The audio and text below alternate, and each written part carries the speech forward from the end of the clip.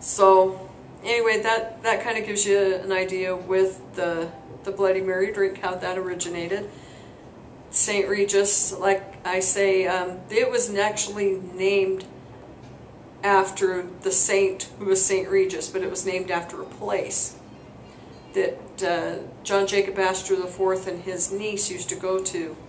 And he actually had asked her what she thought a good name would be, and because it was so peaceful and it was just like home, she said that she thought it would be nice to name it the St. Regis. So that is how it got its name. John Jacob Astor IV had a dog. He was a Great Dane, and he named him Regis after the hotel. And him and Regis, and of course his butler, boarded the Titanic, and that is where, of course, he died.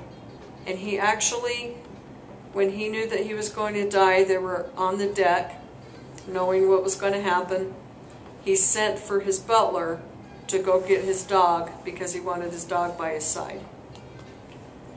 And the dog at St. Regis they have a dog at every St. Regis, and in honor of the dog. The St. Regises, because of the type of place that they are always built in unique areas. For instance, they built this one here in Park City because it is a ski resort, and it's kind of a unique ski resort. It's a mining town as well, and it's just kind of a unique location. They also have St. Regis's in San Francisco.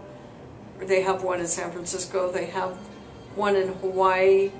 They have a St. Regis in Bora Bora, in Paris, and Rome. They have different, and the St. Regis's right now that we have is 19. They just built one in Brazil that opened up this last August.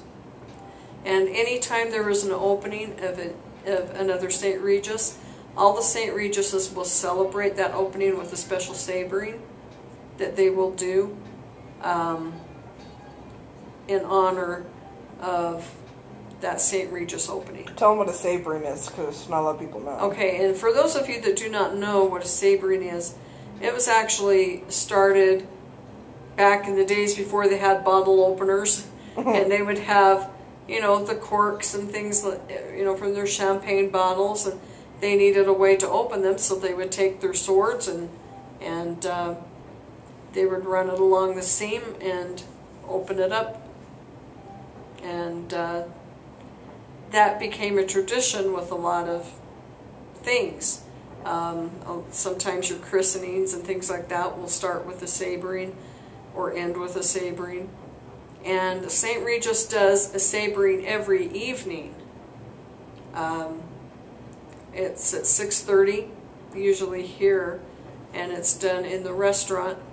And they actually have a little ceremony they go through, and they do a special champagne sabering every night. They have, and then again, special occasions they will do it. I actually have learned myself how to do sabering. One of these days I'll have her show how to do it. But you need to have, you don't have to have an actual sword to do it, but you need to have a sharp knife, and it has to be a double-bladed knife. It cannot just be a blade on one side. And so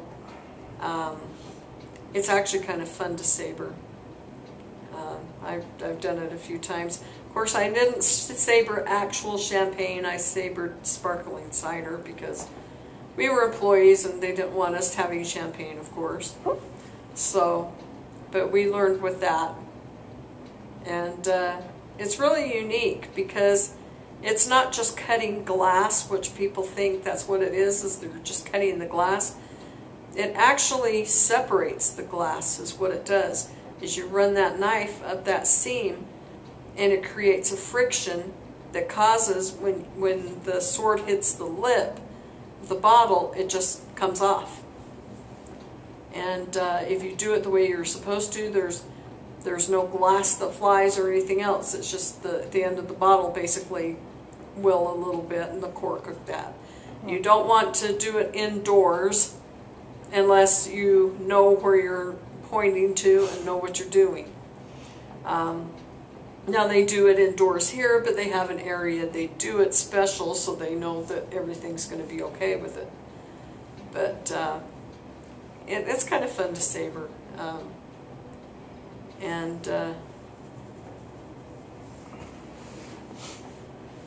So, anyway, that's kind of the story about John Jacob Astor IV and the St. Regis.